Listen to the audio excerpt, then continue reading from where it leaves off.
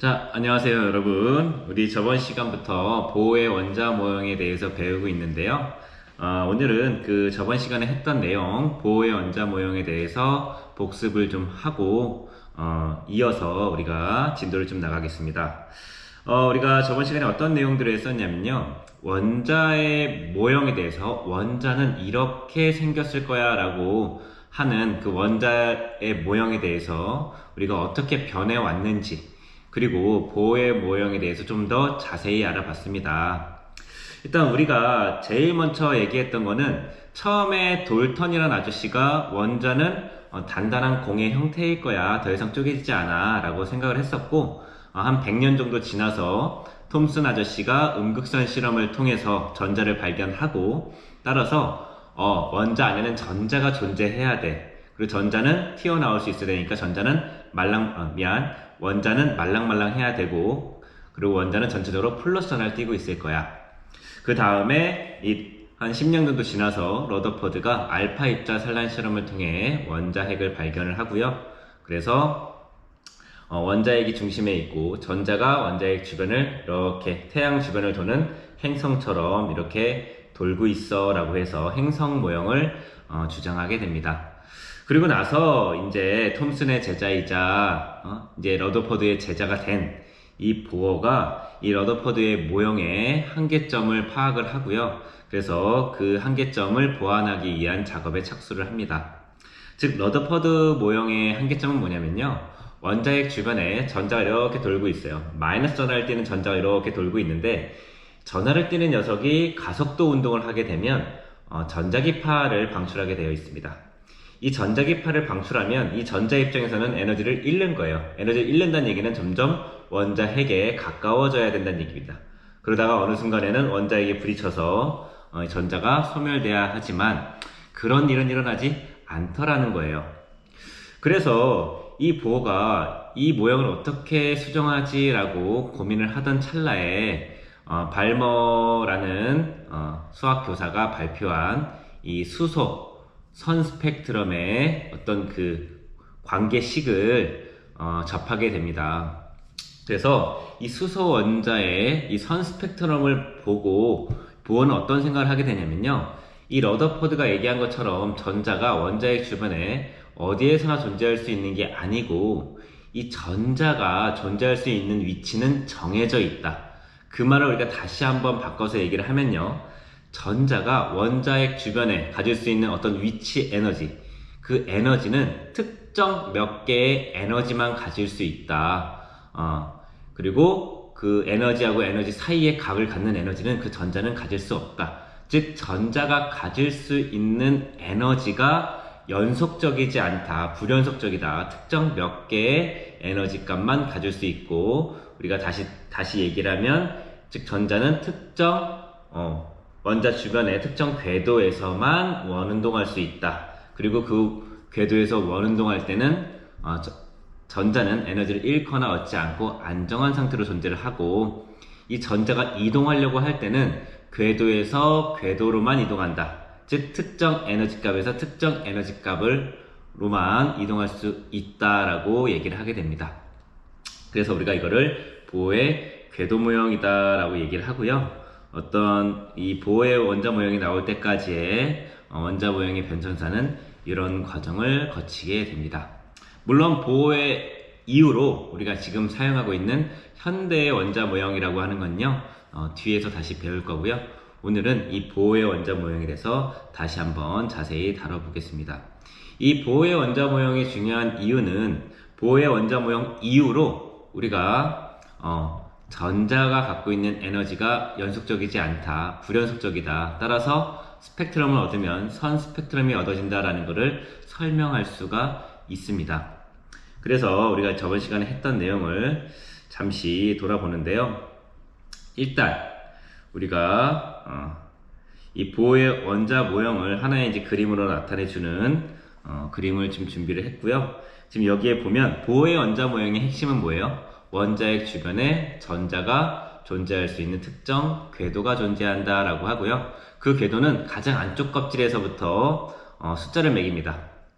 주양자수라고 하죠. 주양자수가 1인 껍질, 2인 껍질, 3인 껍질, 4인 껍질, 5인 껍질 쭉 가서 무한대인 껍질까지 존재한다라고 얘기하고요. 그래서 이 껍질마다 주양자수라는 숫자를 붙여놨죠. 이 숫자가 커질수록 그 껍질에 존재하는 전자의 에너지가 높다라는 것을 의미를 합니다. 그리고 각 껍질마다 이름도 붙여놨습니다. 여기 보면은 안쪽에서부터 K껍질, 두 번째 껍질은 L껍질, M껍질, N껍질, 그 다음부터는 OPQR 쭉 나가는데요. 우리는 적어도 주양자수 4인 껍질까지의 이름은 외우고 있어야 됩니다. 왜냐하면 원자번호 20번까지 우리가 외워야 되는데, 원소에 대해서 그 원소들 딱 원자번호 20번까지 우리가 전자를 채워보면요, 네 번째 껍질까지 전자가 채워지게 됩니다. 그래서 우리는 다섯 번째 껍질부터는 다룰 일은 크게 없어요. 자, 그래서 이렇게 존재하는 거고요. 그러면 이 보어라는 사람은 어떤 것도 계산했냐면, 전자가 각 껍질에 존재할 때 이 전자가 갖고 있는 에너지 준위도 계산을 해놨습니다. 기억이 나실런지 모르겠지만 에너지 준위 값을 한번 써볼게요. 각 껍질의 에너지 준위,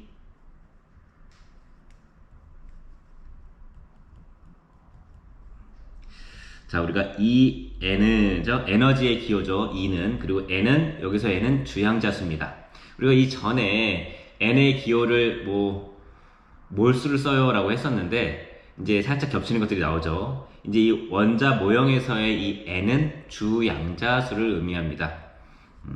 그래서 마이너스 이 주양자수의 제곱분의 1312kJ/몰이다. 이게 수소 원자의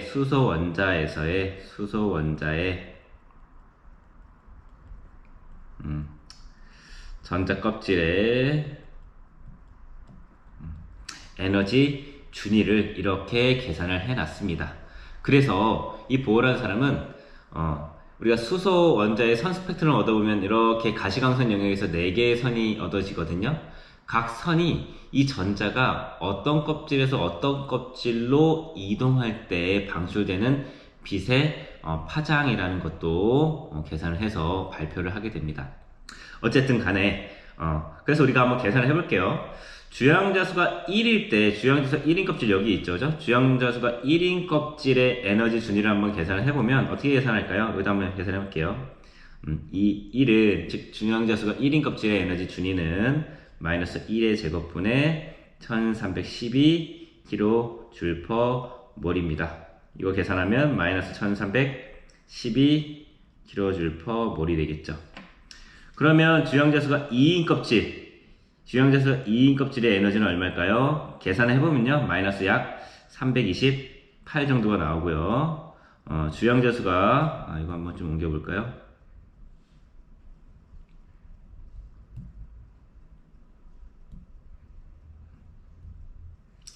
주양자수가 3인 껍질의 에너지 준위는 약 마이너스 146입니다. 정확히 146으로 떨어지진 않고요. 145점 얼마 이렇게 나와서 약으로 쓸게요. 그리고 주양자수가 4인 껍질은 마이너스 82고요. 5인 껍질은 마이너스 5의 제곱분의 1310이죠. 약 마이너스 52 정도가 나옵니다. 그리고 무한대, 주양자수가 무한대인 껍질까지 쭉 올라가면 주양자수가 무한대라는 얘기는 그 무한대인 껍질에 전자가 있다는 얘기는 전자가 원자핵으로부터 무한히 멀리 있다. 즉 원자핵으로부터의 인력이 작용하지 않는다. 원자핵으로부터의 끌어당겨지지 않는다. 전자가 갖는 에너지는 0이 되는 겁니다. 그래서 이때는 무한대의 제곱분의 1310이죠. 분모에 무한대가 들어가면 얼마예요? 값이 0이 됩니다. 바로 이 주양자수가 무한대일 때가 기준으로 잡고 나머진 전장 껍질의 에너지를 상대적으로 계산해 놓은 겁니다. 근데 우리가 하나 뭐라고 했겠죠?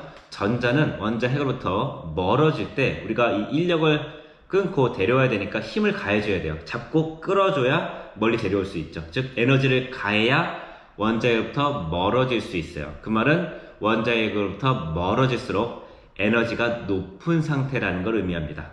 근데 원자 핵으로부터 무한히 멀리 있는 껍질, 주양자수가 무한대인 껍질의 에너지를 우리가 0으로 기준 잡았죠? 근데 0이 가장 높은 상태잖아요. 따라서 무한대인 껍질보다 안쪽에 있는 껍질들의 값은 다 음수값을 가져야 됩니다. 왜? 0보다는 작아야 되니까. 그래서 이 마이너스 값을 갖는다라는 거를 기억해 주시고요. 그리고 나서 쭉 보는데 이 에너지 차이를 한번 보세요. 주양자수가 1인 껍질하고 2인 kop질의 에너지 준위 차이가 요 정도가 됩니다. 그죠? 이게 약 900 얼마 되겠네요. 그죠? 그 다음이 두 번째고 세 번째 껍질의 차이는 약 150 정도 될 거고요. 그 다음이 약 60 정도 되고요. 그 다음이 약 10 정도 되고요. 이 차이가 점점 어떻게 되나요? 인접한 궤도와의 에너지 차이는 점점 주양자수가 높아질수록 점점 줄어든다라는 것을 알 수가 있습니다. 그죠? 이런 얘기가 되고요. 또한 우리가 전자가 존재할 때 얘들아 각 궤도에서 이렇게 원운동하고 있다고 그랬잖아요. 궤도에서 또는 다른 궤도에서 이렇게 원운동할 때는 에너지를 잃거나 얻지 않습니다. 그리고 전자가 이동해야 될 때는 뭐라고 얘기했죠? 궤도에서 이렇게 궤도로만 이동할 수 있습니다. 이 중간으로 이동할 수 있나요? 이 중간으로는 이동할 수가 없다는 얘기입니다. 중간으로는 이동할 수가 없어요. 그래서 우리가 이걸 뭐라고 얘기하냐면요. 전자가 갖고 있는 에너지가 양자화되어 있다고 얘기를 합니다. 학생들 한 번씩은 들어봤을 것 같아요. 양자역학. 우리가 이 뉴턴 시대에서 고전 물리학이 완성됐다라고 얘기하는데 물리학이 완성된 것 같았는데 새로운 학문이 또 대두가 되는 거죠. 그게 뭐냐면 양자역학이라는 거예요. 즉 고전 물리학은 우리 눈에 보이는 어떤 물체들의 운동에 대한 걸 설명했다면 이 양자역학이라는 건 뭐냐면 우리 눈에 보이지 않는 원자, 특히 전자와 같이 우리 눈에 보이지 않는 작은 세계, 그걸 우리가 뭐라고 얘기하냐면 미시세계라고 합니다. 눈에 보이지 않는 세계. 거시세계라는 건 반대죠. 우리 눈에 보이는 세계, 이런 세계를 거시세계라고 하고요. 원자처럼 아주 작은 그런 입자들, 우리 눈에 보이지 않는 세계를 우리가 미시세계라고 합니다. 근데 이 미시세계의 어떤 입자들은, 즉 전자같이 작은 입자들은 우리가 보이는 것 같이 이 거시세계의 물체들과의 운동과는 다르게 운동한다는 얘기예요. 그죠? 예를 들어서 여기 있는 선생님이 이 볼펜을 들고 있는데 이 볼펜을 떨어뜨려 볼게요. 놓으면 이렇게 하죠? 얘가 여기서부터 여기까지 내려오는 순간에 위치 에너지가 연속적으로 변합니다. 그죠? 뭐 여기 위치 에너지 100이라고 하면 100, 99.99, 99.98, 99.97 계속 위치 에너지가 연속적으로 변하면서 여기에 0이라고 하면 0이 이쪽까지 떨어지게 되어 있습니다. 근데 전자같이 미시세계의 입자들은 그렇게 운동하지 않는다는 겁니다. 예를 들어서 얘가 전자라고 한번 가정해 볼게요. 내가 얘를 여기서 떨어뜨립니다. 그럼 얘는 여기에서 쭉 연속적으로 위치 에너지가 변하는 게 아니고 밑에가 원자 핵이에요. 얘는 여기서부터 딱 떨어뜨리면 갑자기 여기서 사라집니다. 뿅 사라졌다가 갑자기 여기서 딱 나타나요. 그리고 여기서 다시 뿅 사라집니다. 그리고 다시 여기서 뿅 나타나요. 그리고 사라졌다가 다시 여기서 나타나고. 즉 이 전자가 가질 수 있는 위치 에너지는 이갑 특정 위치 에너지 값만 가질 수 있어요. 그 중간의 위치 에너지는 가질 수 없어요. 그래서 여기서 사라졌다가 여기서 나타나고 사라졌다가 여기서 나타나고 이런 일이 일어난다는 거죠.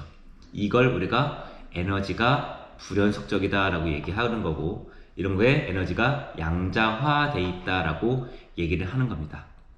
그래서 이 양자화된 세계에서의 에너지를 우리가 결정하는 값을 아까 그 전자껍질에 숫자를 매겨놨죠. 주양자수라고 하는 그 주양자수가 바로 이 전자껍질에 존재하는 전자들의 에너지를 결정하는 값이 됩니다. 그래서 우리가 이 식에다가 이 주양자수를 대입을 하면요, 그 전자의 또는 전자껍질의 에너지를 구할 수 있게 되는 겁니다. 이게 보호의 원자 모형이에요. 그래서 이 보호의 원자 모형이고요. 우리가 일단 이거를 주양자수라고 얘기한다, 그죠? 꼭 기억해 주세요.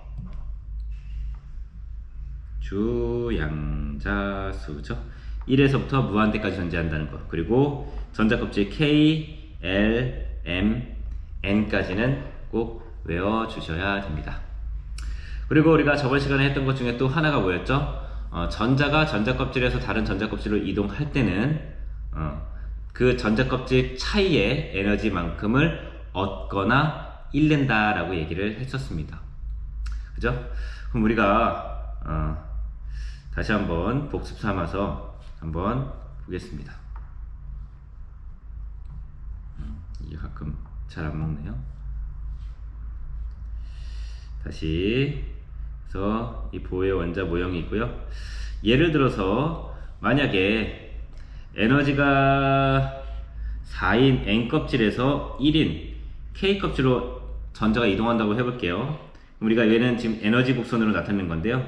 네 번째에서 첫 번째로 이렇게 이동할 때 에너지 차이는 어떻게 계산하는가? 즉 이렇게 이동할 겁니다. 전자가죠.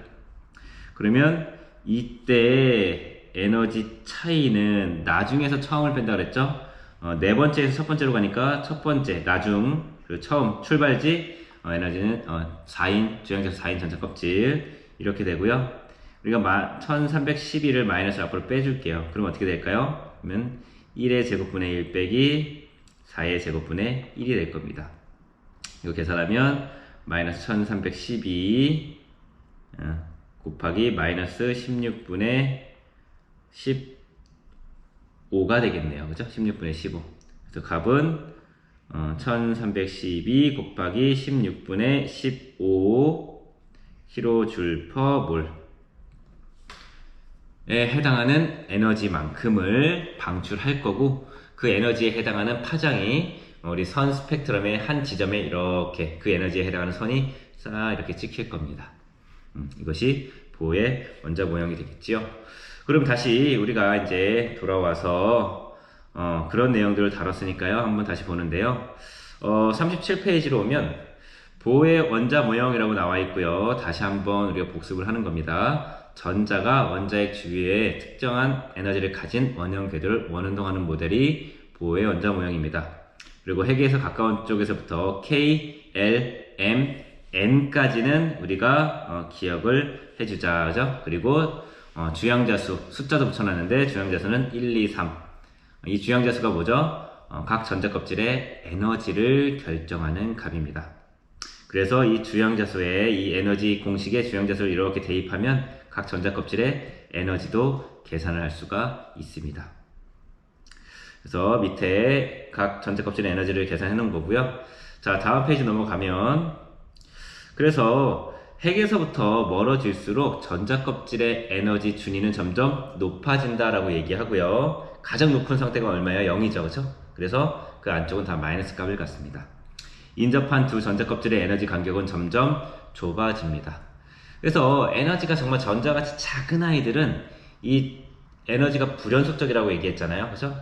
근데 에너지가 커지면 커질수록 인접 간격이 점점 좁아져요. 그죠? 점점 좁아진다는 얘기는 뭐냐면 우리가 거실 세계에 보는 것 같이 우리 거실 세계의 물질들은 에너지가 연속적으로 변하거든요. 위치 에너지가 그죠? 연속적으로 변하죠. 그거와 같이 에너지가 높으면 높을수록 이 에너지 간격이 점점 좁아진다는 얘기는 점점 연속적으로 변해간다는 얘기입니다. 무한대가 됐을 때는 거의 인접한 에너지들 간의 간격이 거의 붙죠. 이때부터는 거의 연속적인 거와 다름없습니다. 어쨌든 그런 얘기도 되는 거죠. 자, 그리고 전자가 전이할 때는 궤도에서 궤도로만 이동을 할 수가 있고, 이때는 두 궤도의 에너지 차이만큼을 흡수하거나 방출해야지만 이동할 수가 있습니다. 딱 정확히 이 두 궤도의 에너지 차이만큼을 흡수해야 위로 올라갈 거고요. 방출해야 아래로 내려갈 겁니다. 그보다 크거나 작은 에너지는 흡수하거나 방출할 수가 없는 거죠. 그래서 선 스펙트럼을 얻어보면 몇 개의 선으로만 이렇게 찍히게 되는 겁니다. 자, 그래서 내려와서 우리가 이렇게 전자가 채워질 때요. 어디부터 채워지냐면요. 당연히 에너지가 낮은 데부터 채워지겠죠. 우리가 볼펜을 놔두면 제일 낮은 데부터 그죠? 떨어질 거예요. 근데 내가 여기다 막 볼펜을 계속 쌓으면 어떻게 되나요? 얘네가 점점 쌓이고 쌓여서 점점 위로 올라오겠죠. 하지만 어디부터 쌓여요? 가장 낮은 데부터, 위치의 낮은 데부터 쌓아지는 것처럼 전자가 이 원자 안에 채워질 때도 가장 안쪽 껍질, 즉 에너지가 낮은 껍질부터 차곡차곡 채워져서 올라옵니다. 바로 그렇게 전자들이 가장 에너지가 작은 껍질부터 차곡차곡 채워서 올라온 상태, 채워져 있을 때를 우리가 바닥 상태, 그라운드 스테이트, 가장 안정한 상태라고 얘기하고요. 이 중에 전자가 하나라도 좀 더 에너지를 얻어서 더 높은 상태로 이렇게 전이했다면 우리가 얘를 excited state, 즉 들뜬 상태라고 얘기를 합니다. 불안정한 상태라고 얘기하는 거죠. 그래서 바닥 상태는 가장 안정한 상태가 되고요.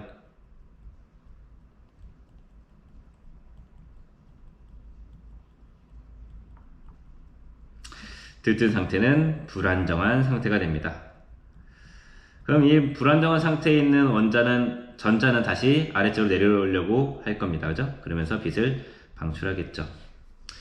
그러면 우리가 수소 원자로부터 스펙트럼을 쭉 얻을 수가 있어요. 우리가 크게 가시광선 영역에서의 어떤 선 스펙트럼을 얻어줄 수 있고, 가시광선보다 에너지가 좀 작은 적외선 영역에서의 선 스펙트럼도 얻어지고요. 그리고 가시광선보다 에너지가 더 큰 자외선 영역에서도 스펙트럼이 얻어집니다. 각 영역에 얻어지는 스펙트럼의 이름을 따로 붙여놨는데요. 그 이유는 각 영역의 스펙트럼을 연구한 사람 과학자의 이름이 다 다르고 그 과학자의 이름을 땄기 때문입니다. 그래서 여기 보면은, 자, 우리가 수소 원자의 선 스펙트럼 계열은 3개가 있습니다. 라이먼 계열, 발머 계열, 팔센 계열이라고 얘기하는데요. 이 라이먼 계열은 우리가 이제 자외선 영역의 빛이다라고 얘기를 하고요. 발머 계열은 가시광선 영역의 빛이다라고 얘기를 합니다. 그리고 팔센 영역은 적외선 영역의 빛이다라고 얘기하는데, 예전에는 이 파트에서 시험이 정말 잘 나왔는데 개정 교육 과정부터는 이 파트는 거의 물어보지는 않습니다. 그래서 우리가 참고로 보고 넘어갈 건데요. 그러면 이 라이먼 계열, 즉 자외선 영역에 나타나는 이 선 스펙트럼은 이 수소 원자의 전자가 어디에서 어디로 이동할 때 나타나는 빛일까라는 걸 한번 생각해 볼 수가 있어요. 자외선이라는 건 에너지가 가장 큰 빛이거든요.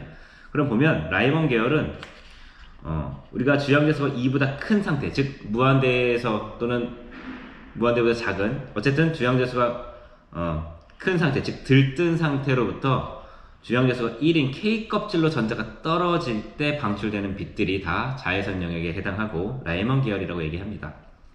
그리고 발머 계열은요, 주양대수가 3보다 더 큰, 즉 전자가 좀 들떠 있다가 높은 에너지 상태에 있다가 두 번째 껍질로 떨어질 때 우리가 그 빛들이 가시광선 영역의 선 스펙트럼으로 나타납니다.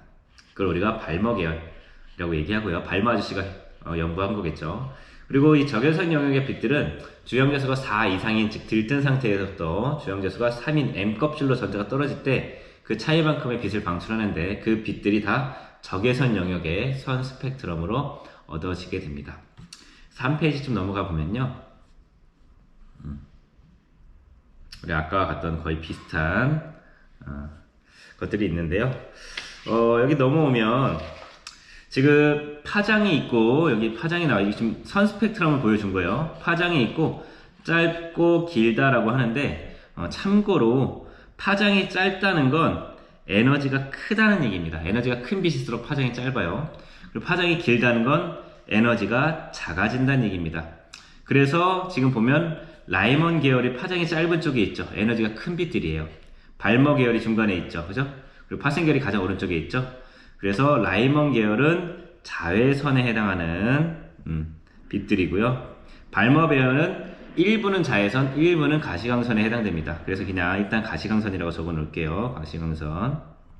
그리고 팔센 계열은 적외선 계열의 빛들에 해당을 합니다.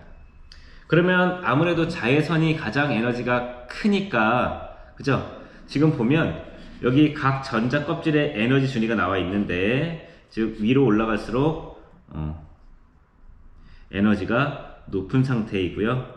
지금 보면 주양에서 1, 2, 3, 4, 5 쭉 나와 있는데, 이거 얼마였죠? 마이너스 1312였어요. 그죠? 주양에서 2일 때 마이너스 328이었고요. 얘는 마이너스 약 146이었고요. 마이너스 82였고요. 마이너스 52였고요. 쭉 올라가서 에너지가 0이 됩니다. 그죠? 근데 간격을 보면 1하고 2하고 간격, 이 차이가 약 900이 넘는데 2하고 무한대까지의 차이가 얼마밖에 안 돼요? 328밖에 안 되잖아요. 즉 1하고 2 사이의 에너지 간격이 2하고 무한대 간격보다 약 3배 정도 높습니다.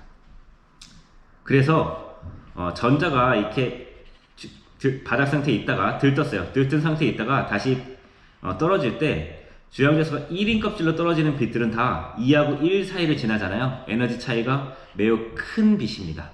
그래서 얘네들은 다 자외선에 해당하는 빛들이고요. 들뜬 상태로부터 주양자수가 1인 껍질로 떨어지는 이 빛들이 다 라이먼 계열입니다. 라이먼 계열의 선 스펙트럼을 나타나는 빛들이에요. 그리고 들뜬 상태로부터 주양자수 2로 떨어지는 빛들은 우리가 3하고 2 차이가 약 150 정도인데 이게 무한대에서 3까지보다 더 커요. 즉 들뜬 상태로부터 2로 떨어지는 빛들은 대부분 가시광선이고요. 얘를 연구한 사람 이름 따서 이때 나타나는 선 스펙트럼을 발머 계열이라고 합니다. 그리고 적외선 영역은 들뜬 상태에서 주양자수가 3인 껍질로 떨어질 때고요. 얘를 우리가 파센 계열이라고 얘기합니다. 어쨌든 우리가 이렇게 들뜬 상태로부터 전자가 바닥 상태로 떨어질 때 이때 빛을 방출하고 그 빛에 의해서 이렇게 선 스펙트럼이 나타난다는 얘기입니다. 하나만 찍어서 얘기하면요, 이 라이먼 계열 중에서 라이먼 계열의 빛 중에서 어떤 게 에너지가 가장 크냐면 당연히 이 무한대에서 가장 위에서 가장 아래로 떨어지는 거죠. 무한대에서 1로 떨어지는 이 빛이 이때 떨어질 때, 전자가 떨어질 때 방출되는 빛이 에너지가 가장 크겠죠. 그래서 얘를 우리가 A전이라고 한다면 이 A전이의 빛은 라이먼 계열 중에서도 가장 큰 에너지를 가질 거예요. 그럼 라이먼 계열 중에서 에너지가 가장 왼쪽에 있는 거죠. 얘가 바로 A 계열에서 방출되는 빛이 될 거고요. 만약에 라이먼 계열 중에서 가장 에너지가 작은 거는 에너지 차이가 제일 작은 2에서 1로 떨어지는 빛이, 전위에서 방출되는 빛이 에너지가 가장 작겠죠. 그럼 얘를 우리가 B전이라고 하면 B전위에서 방출되는 빛은 라이먼 계열 중에서 에너지가 가장 작은 빛, 즉 라이먼 계열 중에서도 파장이 가장 긴 얘가 B전위에서 방출될 때 그 빛이 선으로 찍히는 빛의 파장이 될 겁니다. 그렇죠? 이렇게 나타날 수 있겠죠. 가시광선에서 가장 작은 에너지를 갖는 이 3에서 2 전위를 C라고 얘기를 하면 얘는 발머 계열 중에서 에너지가 가장 작은 얘가 C 전위가 되겠죠. 그죠? 이런 식으로 우리가 보어는 수소 원자의 선 스펙트럼을 보고 그리고 이 계산을 통해서 각 선 스펙트럼의 선이 어떤 전위에 의해서 전자가 이동할 때 방출되는 빛인지도 밝혀냈다는 겁니다. 그래서 이 보어 아저씨도 당연히 노벨상을 받았습니다. 이 톰슨이 대단한 사람인 게 톰슨도 노벨상을 받았지만 톰슨의 지도를 거쳐간 7명의 제자들이 다 노벨상을 받았어요. 참 재밌는 일이죠. 그죠? 어쨌든 그래서 우리가 이 보어의 모형에 대해서 다시 한번 살펴봤고요. 자, 내려와서 여기 우리가 이제 마지막 정리를 하고 마치도록 하겠습니다. 예제 1번을 보는데요. 다음은 수소 원자의 선 스펙트럼과 보호 원자에 대한 설명이다. 괄호에 알맞은 말을 쓰시오.